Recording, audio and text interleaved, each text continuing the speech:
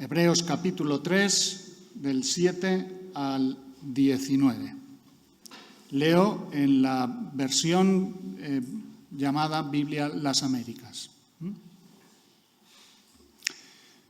Dice así: por lo cual, como dice el Espíritu Santo, si oís su voz, no endurezcáis vuestros corazones como en la provocación, como en el día de la prueba en el desierto, donde vuestros padres me tentaron al ponerme a prueba y vieron mis obras por 40 años.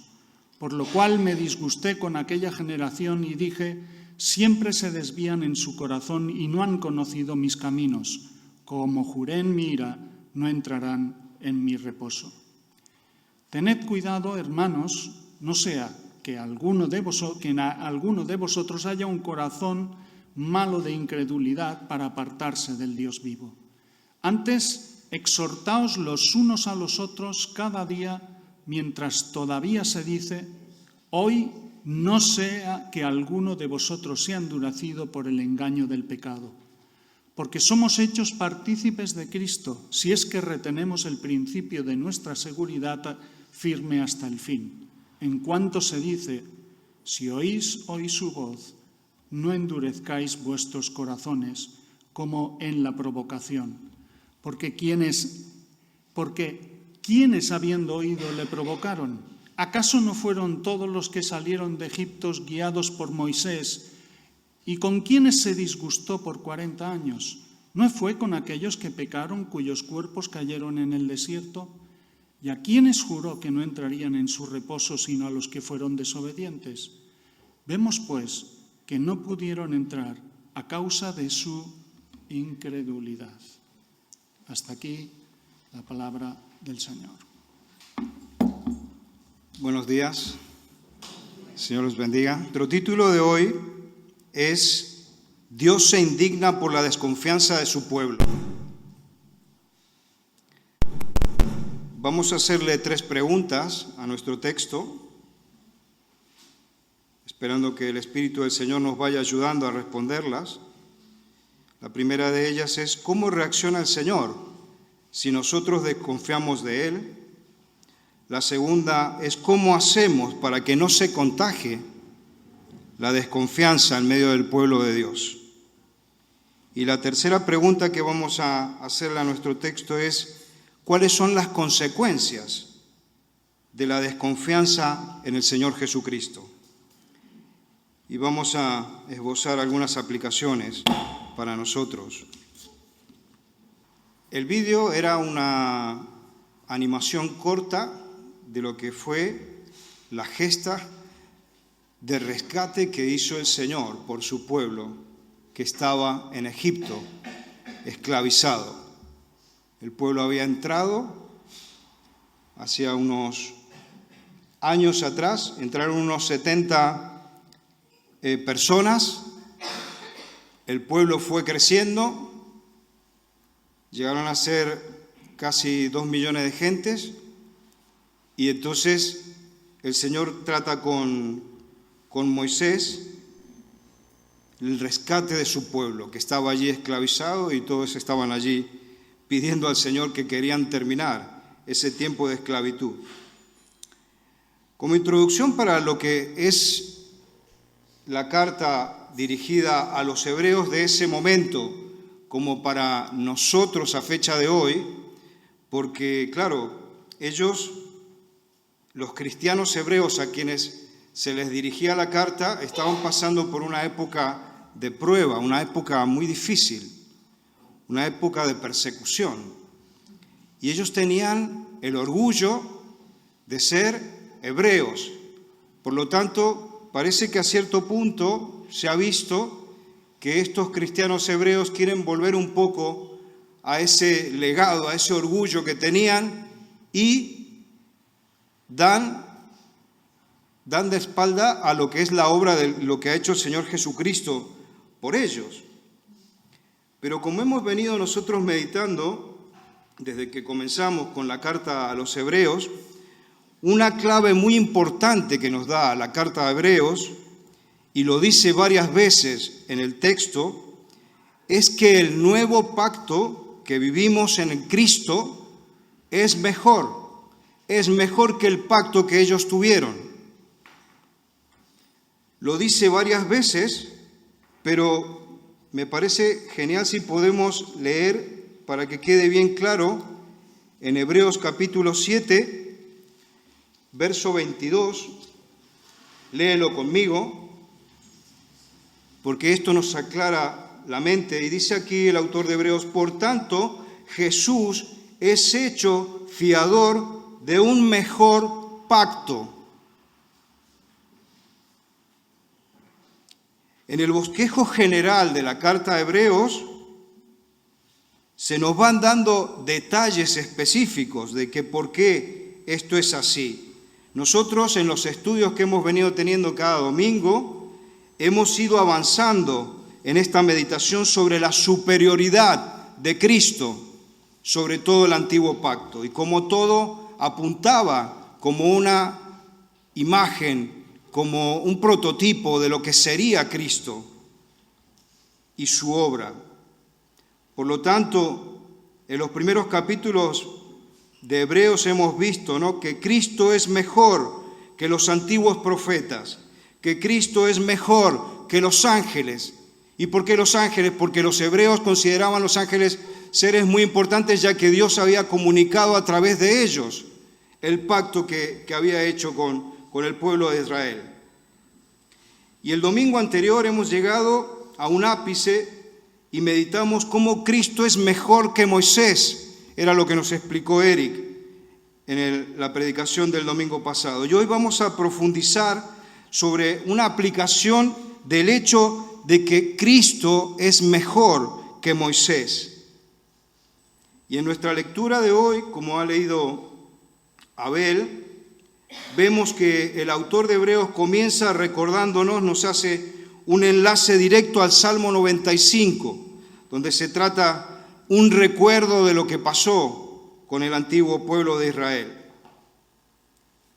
Y el recuerdo que está trayendo el salmista a la memoria y que toma el autor de Hebreos no es sobre lo espectacular y lo genial que era el pueblo de Israel. No es de que el pueblo de Israel es la brújula que todos tienen que estar mirando, sino que el salmista y el autor de Hebreos retoma que fue un pueblo que falló al Señor. Fue un pueblo que cometió un grave error con Dios. Y el grave error fue defraudar la confianza que el Señor les había dado. Comenzaron a murmurar casi todo el tiempo. Cuando tú analizas los libros de Éxodo y de Números, ves cómo es un pueblo que no confió en Yahvé, no confió en el Señor, no confió en sus promesas, no confió en el pacto que el Señor quería hacer con ellos. Si ves conmigo Éxodo capítulo 3, lee conmigo 7 y 8. Es el momento en que el Señor está hablando con su siervo Moisés, también que era muy dubitativo, que le costaba entender al Señor. Y de verdad que nos tenemos que poner en discusión con todo esto, porque así como le costaba a Moisés, te cuesta a ti y a mí.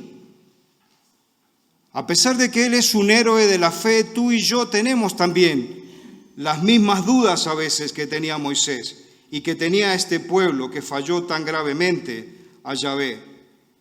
Allí escribe Moisés que el Señor, cuando habló con él, dice: dijo luego el Señor: bien he visto la aflicción de mi pueblo que está en Egipto y he oído su clamor a causa de sus exactores, pues he conocido sus angustias y he descendido para librarlos de la mano de los egipcios y sacarlos de aquella tierra a una tierra buena y ancha, a una tierra donde fluye leche y miel. Y ve pensando que esto está bien como historia, pero es una historia que tiene que ver contigo y conmigo, porque a ellos los sacó de Israel geográfico y específico, pero tú y yo estábamos en un Israel espiritual que no era diferente que en el cual estaban ellos. Solo que en cambio de recibir los latigazos de los egipcios, tú y yo recibíamos los latigazos del pecado que nosotros mismos al cual nosotros mismos estábamos esclavizados. El Señor trata esto con su siervo, con Moisés, y es la promesa que hace a su pueblo, que Él ha escuchado el clamor de su pueblo. Y también pido que te pongas a pensar que aquí dice que el Señor escucha el clamor de su pueblo. Quizás tienes problemas, dificultades, quizás tienes pruebas por las que estás atravesando. Y esto te hace recordar que el Señor, cuando tú te diriges a Él, te está escuchando. Nuestro Dios no es un ente, no es una energía que está allí pululando por el ambiente y que está dentro de las cosas, sino que es un ser personal, es un Padre que no es indiferente, que te escucha y está tratando contigo. Y si tú le hablas de verdad, Él te va a tener en cuenta, no es un ser indiferente. Es lo que está diciendo aquí la Escritura. Entonces vamos a esta primera pregunta que le haremos a nuestro texto. ¿Cómo reacciona el Señor si nosotros desconfiamos de Él? Él planteó un reto a su pueblo, ¿no? Les dijo, están esclavizados allí, me están pidiendo ayuda, yo los voy a liberar, los voy a llevar a la tierra prometida. Pero ¿qué pasa con este pueblo que no confía en el Señor? Y apelo a tu memoria y recuerda todas las veces que el pueblo criticaba a Moisés, que no tenemos agua. En este caso hace referencia a 2 veces situaciones muy delicadas que se generaron. El salmista se está recordando de que cuando estaban allí a punto de entrar en la tierra prometida, prácticamente era la segunda generación, se genera una disputa contra el Señor, que ellos no confían de que vayan a tener agua para sobrevivir en el desierto. Y es lo que está citando el salmista, que fue un error muy grave, que ellos no confiaron en el Señor. Y esto había sucedido muchas otras veces durante ese viaje que habían hecho con el Señor. A pesar de que vieron, como en el vídeo se ve reflejado, ¿no?, todas las señales, los milagros que el Señor hacía junto al pueblo, y sin embargo el pueblo desconfiaba del Señor. Entonces, ¿cómo reacciona Dios? Y claro, a este punto tú y yo tenemos que pensar en lo que hemos hablado, ¿no?, que Cristo es mayor que el antiguo pacto. Por lo tanto, si ellos como antiguo pueblo tenían que seguir al líder de Dios, que era Moisés en ese momento, en este caso los destinatarios de la carta tienen que tener confianza en Cristo. Por eso es que aquí el autor de Hebreos les habla y les dice, no endurezcáis vuestros corazones. Los discípulos del Señor, aquellos hebreos a quienes está dirigida la carta, como tú y yo, tenemos la responsabilidad aún mayor, como tenemos un líder de mejor y más alto calibre que los que tenían ellos, que era Moisés, estamos con un reto también más importante, ¿no?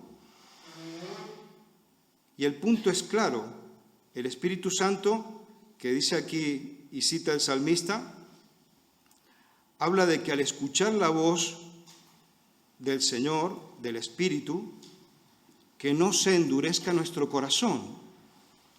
¿Cómo es esto de que se endurece el corazón? ¿No será por la indiferencia a la cual tendemos? Y esto puede estar pasando esta misma mañana, aquí en medio nuestro, porque hay gente que está acostumbrada a venir simplemente por tradición a la iglesia, pero no escuchan de verdad el mensaje de la Escritura. El Espíritu del Señor habla a través de los textos, como me ha estado hablando a mí y ha estado tratando con mi corazón. Mientras cosía esto, Manuel, estaba el Señor allí poniéndome en discusión, y yo sé ahora las cosas que tengo que ir mejorando. Y tú y yo también tenemos que hacer lo mismo ahora mientras vamos escuchando todo lo que el Señor habla a través de las Escrituras. Pero tú eres indiferente, ve pensando. La indiferencia endurece nuestro corazón.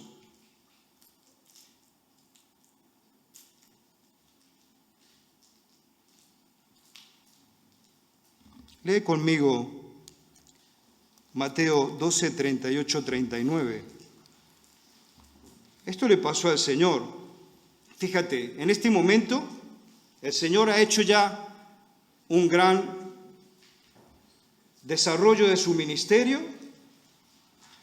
Ha hecho un montón de milagros, ha hecho un montón de señales. Y mira lo que le dice la gente. Dice, entonces respondieron algunos de los escribas y de los fariseos diciendo, Maestro, deseamos ver de ti una señal.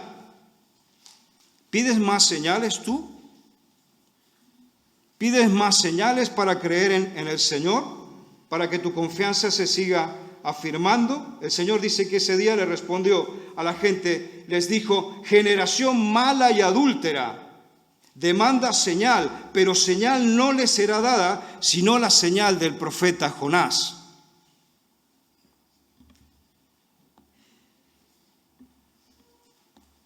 ¿Quieres más señales?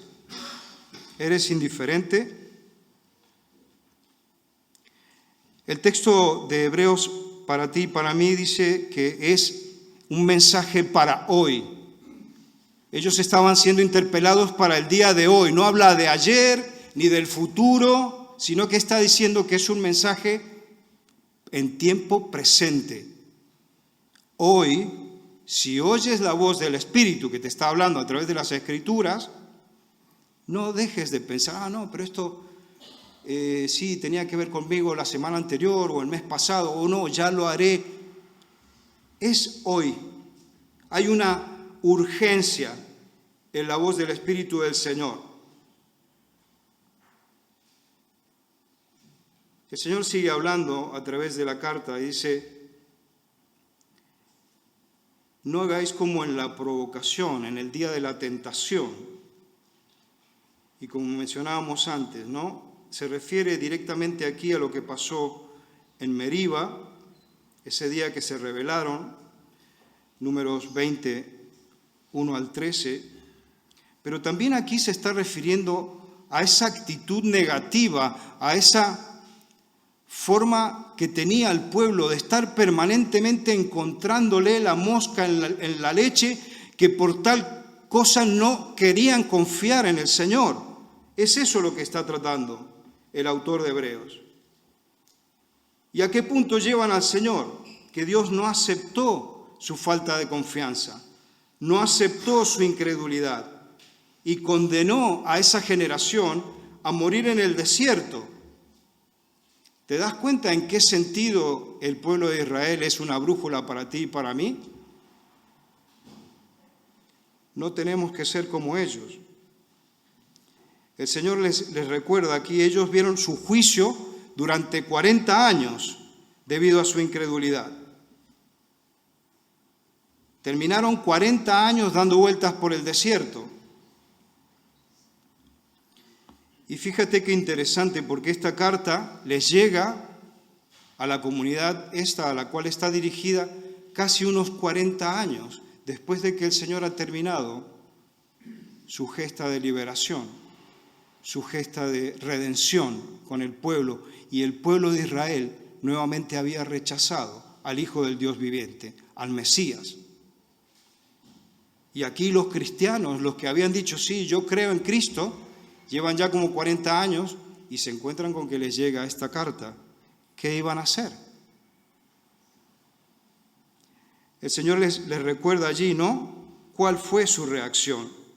Y la Escritura es completamente sincera y clara. Dice que el Señor se disgustó con esa generación. La ira de Dios se encendió con esa generación. Hasta hace poco teníamos aquí Dios es amor escrito, ¿no? Como uno de los atributos de Dios, ¿no? Que Dios es amor, sí. Pero Dios se indigna también cuando tú y yo ofendemos al Señor. Él no se queda como que no pasa nada, se indigna. De hecho, mira si no se indignó con el pecado, que mira cómo hizo con Cristo. Como dice Isaías, capítulo 53, que Cristo tuvo que ser molido por todo su pueblo para poder redimirlo al pueblo. Entonces el Señor se indigna. Dice que se disgustó con esa generación a causa de la falta de confianza, porque ellos se negaron a confiar en el Señor y en la promesa. Y por lo tanto, dice, no pudieron entrar en el reposo de Dios. ¿Dios qué quería? Sacarlos de ese Egipto donde ellos estaban, ese país que los estaba esclavizando, y los quería llevar a un lugar de reposo, la tierra prometida, para que ellos descansaran en él. Y su incredulidad es un freno que no les permite entrar. Éxodo capítulo 12, verso 37 nos habla de que fueron unos 600.000 hombres más o menos que salieron de la tierra de Egipto. En aquellos días se hace más o menos una proyección con las familias, los hijos, todo. Se habla que era más o menos un pueblo de 1,5 millones, casi 2 millones de gentes que comenzaron a ir con el Señor hasta ir a la tierra prometida. Pero si lees Números capítulo 14, verso 30, te da la pauta de lo que pasó con este pueblo, cuántos entraron. Perecieron casi todos ellos. Perecieron casi todos por causa de su falta de confianza en el Señor.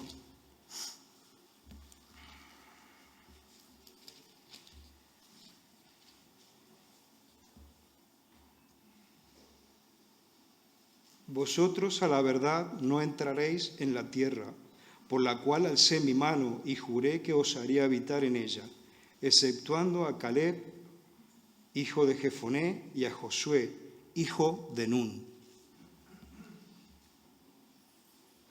¿No te hace acordar también a lo que el Señor dijo, que muchos son llamados y pocos los escogidos? ¿No te hace acordar a cuando el Señor dice que en su momento muchos vendrán, dice, vendrán a mí y me dirán, Señor, Señor? Y yo os diré, apartaos de mí, nunca os conocí. Vamos a la segunda pregunta que le hacemos a nuestro texto. ¿Cómo hacemos para que no se contagie la incredulidad, la falta de confianza en el Señor en medio nuestro?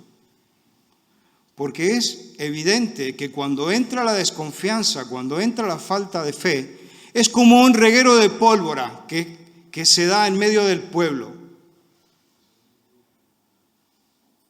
Si yo desconfío del Señor y me empiezan a observar, inmediatamente el que está a mi lado y el otro es como un reguero de pólvora que va a generar una desconfianza en el Señor. Y entonces aquí el autor de Hebreos nos exhorta como pueblo en este sentido. Dice, que no haya en ninguno de vosotros con corazón malo de incredulidad. Si tú eres incrédulo y yo soy incrédulo, si yo no confío en el Señor, dice el Señor que es maldad que hay en mi corazón. Es una advertencia muy fuerte para ti y para mí, como lo era para ellos. Y a menudo subestimamos esto, como que es algo, bueno, pero no pasa nada, si no estoy matando a nadie. No, pero si yo no creo en el Señor, pero si eso no hace mal a nadie. Pero según lo que estamos analizando y meditando aquí, sí que tiene mucha importancia y sí que pone en valor esto, el autor de Hebreos. Un comentarista que se llama Newell dice, la incredulidad no es la incapacidad de entender, sino la falta de voluntad para confiar. ¿Has entendido esto? No se trata solamente de que tú comprendas intelectualmente lo que dice la Escritura, el mensaje y los planes de Dios, sino la voluntad y cómo tú reaccionas en tus pasos al vivir el Evangelio. No es un tema de comprender intelectualmente, sino cómo tú reaccionas y cómo te mueves al haber comprendido el mensaje del Evangelio. Spurgeon comenta también, dice, muchas veces se le quita importancia al gran pecado de no creer en el Señor Jesucristo. Se lo considera como algo menor, como si no fuera un pecado. Sin embargo, de acuerdo con lo que está diciendo nuestro texto, la incredulidad de no dar la confianza al Señor es como ponerlo a Él como alguien que no es digno de confianza. ¿Se puede decir algo peor? Si tú no confías en el Señor, le estás diciendo que es un farsante y un mentiroso, porque no es digno de confianza. Y entonces el autor de Hebreos va a explicarnos, dice, exhortaos los unos a los otros cada día. Aquí yo veo que es importante dos cosas para que podamos exhortarnos mutuamente. Por un lado veo que la disciplina de la comunión es importante. Tú y yo tenemos que tener una comunión en el Señor sincera, de manera de que yo pueda decirte que, mira, un poco también los comentaristas nos llevan a ese momento cuando el Señor habla de la viga, ¿no? Y la paja en el ojo, porque yo puedo terminar criticándote o tú me puedes criticar a mí, pero no van por ahí los tiros. Mira conmigo, vamos a Mateo capítulo 7, 4 y 5.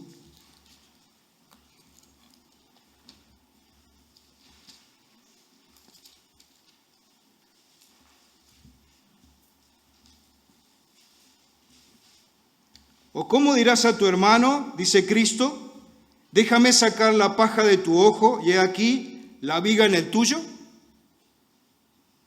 Hipócrita, primero saca la viga de tu propio ojo, entonces verás bien para sacar la paja del ojo de tu hermano.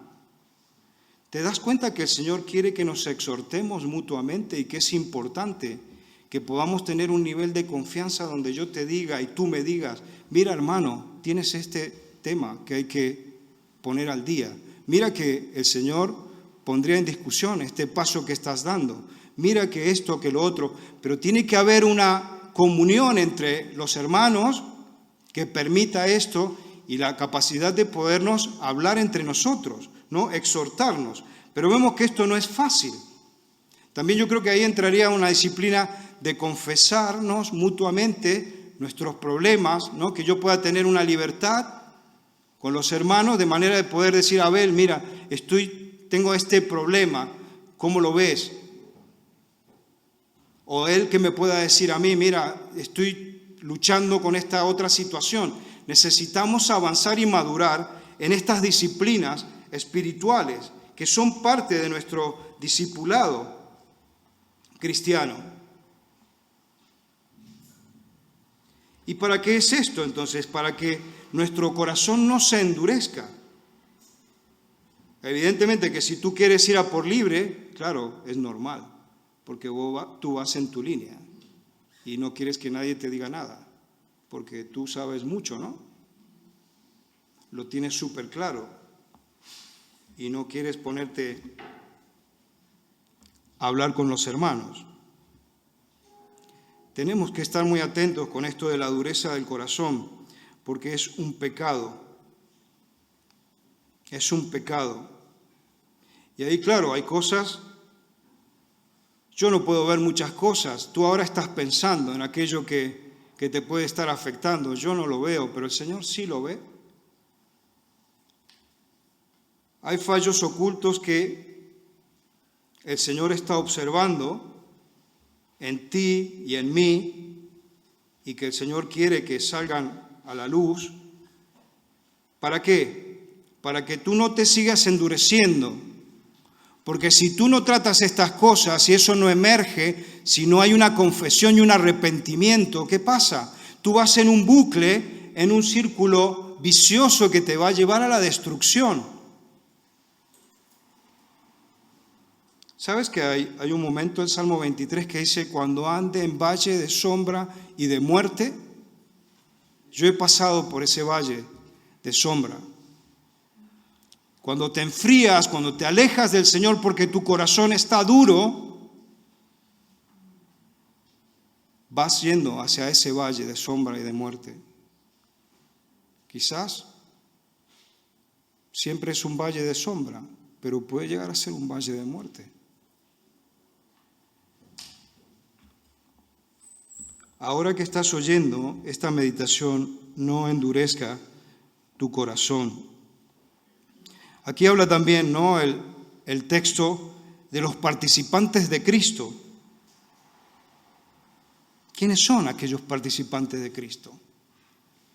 Los verdaderos participantes de Cristo son aquellos que se han apartado del camino del mal, han salido de la influencia de Satanás.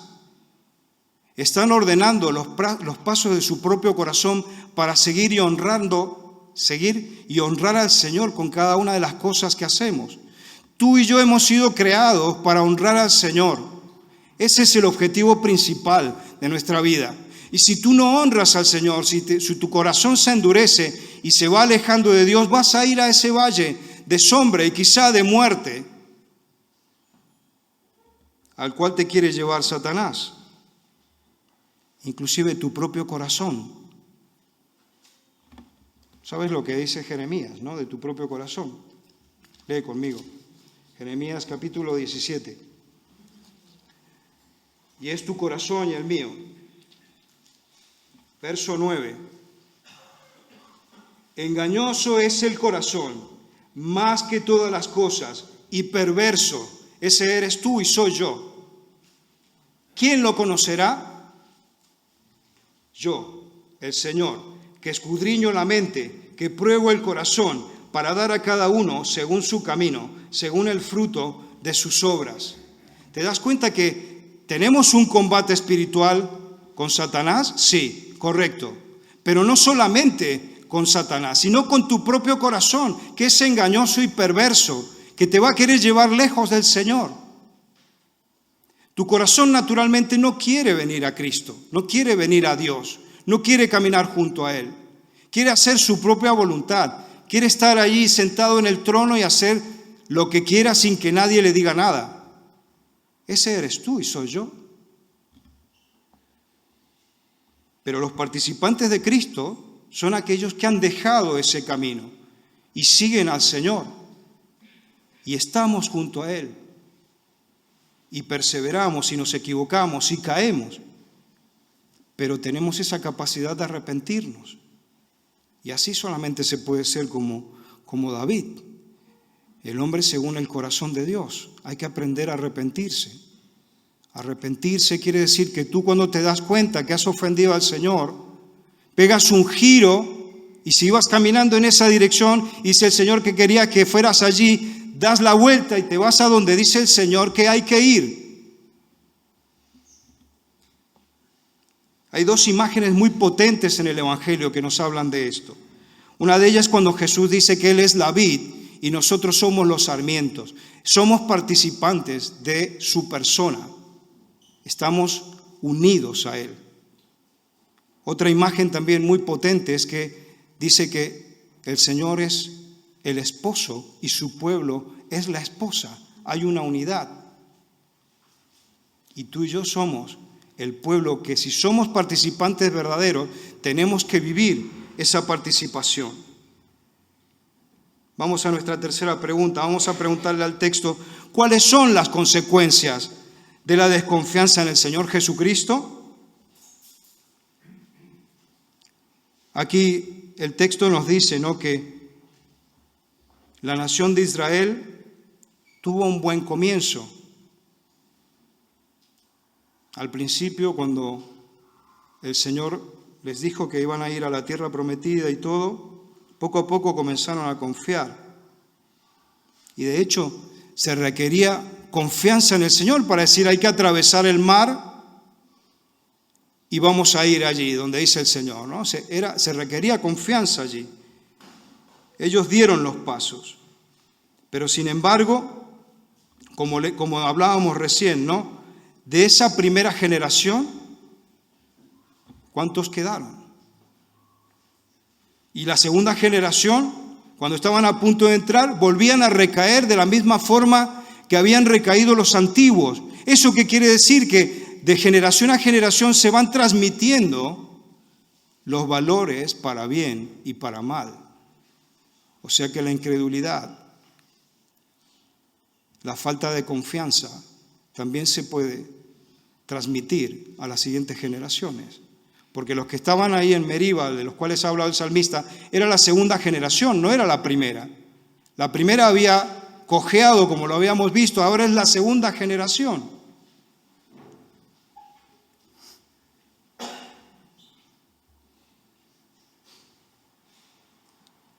Pero ¿qué pasó con este pueblo? Comenzó poco a poco a creer en el Señor y después su fe, como la espuma, ¿no? Subió y después bajó.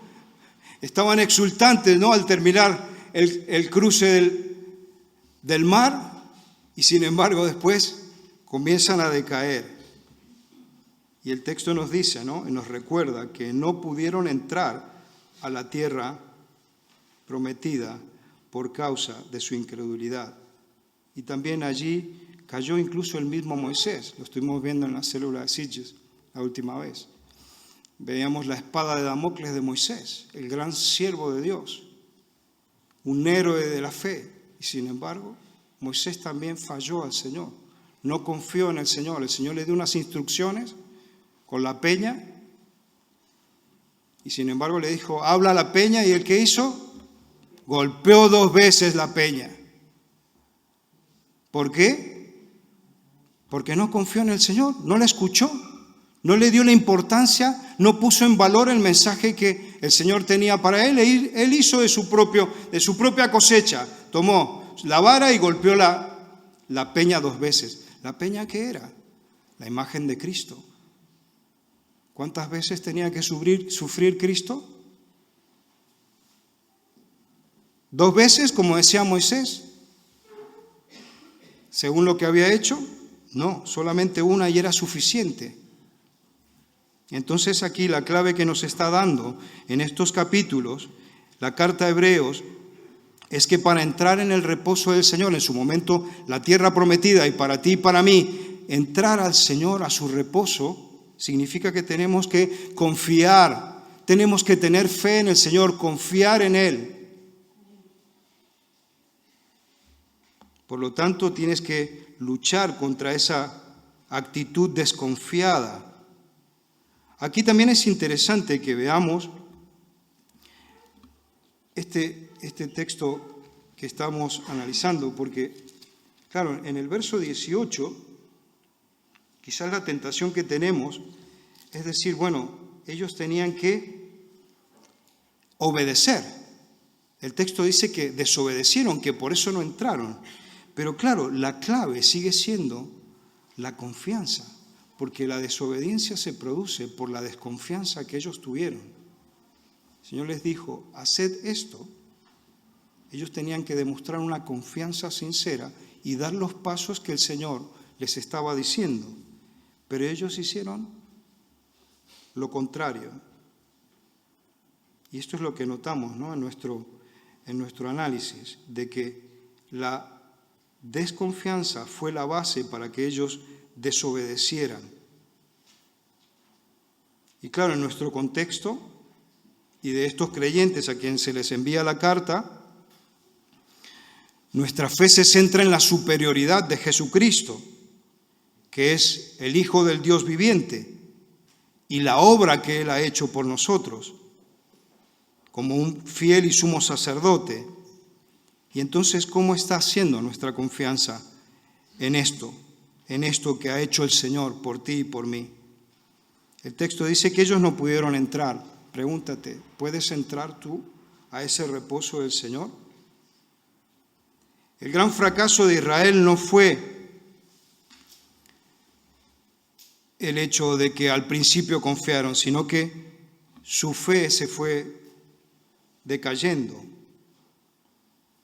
Cruzaron casi todo el desierto, Iba un poco así, la confianza subiendo y bajando, pero al final decayó su confianza, incluso la de Moisés. Jesús nos lo recuerda también bastante claro en la parábola del sembrador. ¿Recuerdas ese momento que el Señor dice, salió el sembrador a sembrar la semilla? ¿Qué dice que cayó la semilla en dónde? En un terreno pedregoso. ¿Cómo está tu corazón? Porque al final esa parábola no es del terreno en sí, sino que habla de tu corazón y mi corazón. ¿Cómo está tu corazón? ¿Tú crees que estas palabras del Evangelio no tienen el poder para hacer la obra que el Señor ha previsto que tiene que hacer? Pero entonces, ¿cómo está la condición de tu corazón? ¿Es como una roca o es un terreno bien trabajado donde esa semilla puede hacer ese trabajo impresionante que dice Cristo, ¿no? Que la semilla entra y comienza a desarrollarse adentro de tu corazón y comienza a transformar todo tu sistema de valores, tu sistema cultural, y lo empieza a poner en línea con lo que Él quiere. Si entramos en el reposo de Dios, entonces el devenir de los días van a ir aumentando nuestra confianza en el Señor y entraremos en un círculo virtuoso de que cada vez confiamos más en Él. Y ahí se da lo que dice el Señor, de gloria en gloria nos irá llevando. Pero si tú no haces un pensamiento y cambias la desconfianza en el Señor, vas a entrar en un círculo vicioso que te va a llevar de mal en peor, incluso hasta la autodestrucción. Quiero terminar para que apliquemos esto a nosotros en modo más específico, y sé que en paralelo estamos haciendo los viernes el estudio de Santiago, pero me parece que es muy bueno para que podamos sacar unas conclusiones personales sobre todo esto que hemos estado meditando. Te pido que abras conmigo Santiago capítulo 2. Vamos a leer de 17 a 26 para ir a una aplicación. Creo que aquí Santiago nos ilumina más para que podamos comprender. Aquí Santiago está tratando el tema de la fe y las consecuencias de la fe en nosotros, ¿no? Entonces empieza a explicar Santiago y dice a partir del verso 17, así también la fe, si no tiene obras, es muerta en sí misma. Pero alguno dirá, tú tienes fe y yo tengo obras. Muéstrame tu fe sin obras y yo te mostraré mi fe por mis obras. Tú crees que Dios es uno, bien haces. Escucha esto, también los demonios creen y tiemblan. ¿Mas quieres saber, hombre vano, que la fe sin obras es muerta? ¿Qué ha dicho Santiago aquí? No estarás siendo como un demonio tú también. Y más si sabes mucho de la Escritura, ¿no? Si tienes un gran conocimiento de la Escritura y sabes mucho intelectualmente, no quiero decir, Manuel, que no sea importante la formación, pero a lo mejor lleva muchos años escuchando el Evangelio y sabes más que los comentaristas. Pero ¿qué aplicación práctica tiene ese conocimiento en tu vida y en mi vida? ¿Te das cuenta que lo que está diciendo Santiago, que si tú dices que tienes una creencia, pero si no la pones en práctica, quieres decir, un poco como nos decía hace unos días también Nahum, ¿no? O eres un colaborador con el Señor en tu propia vida y en el reino de Cristo. ¿Estás viendo que dice que si no es así, eres uno que se opone al Señor? ¿Te das cuenta que si tú no vives una fe práctica, dando pasos cada día? Fíjate lo que dice aquí Santiago, y con esto terminamos. Dice, ¿no fue justificado por las obras Abraham, nuestro padre, cuando ofreció a su hijo Isaac sobre el altar? ¿No ves que la fe actuó juntamente con sus obras y que la fe se perfeccionó por las obras? ¿No se cumplió la escritura que dice, Abraham creyó a Dios y le fue contado por justicia y fue llamado amigo de Dios? Vosotros veis, pues, que el hombre es justificado por las obras y no solamente por la fe. Asimismo también Rahab, la ramera, no fue justificada por obras cuando recibió a los mensajeros y los envió por otro camino. ¿Qué pasa contigo y conmigo? Dios no te está mandando a sacrificar a tu hijo, ni tampoco te está llamando a que cometas una traición contra tu país, pero te está pidiendo muchas cosas simples que son su forma de ver, de ser, su estilo de vida, sus valores, que los tienes que aplicar a tu mente, a tu corazón, pero eso tiene que surgir en un modo natural. Tú tienes que dejar el viejo hombre y ser como Cristo.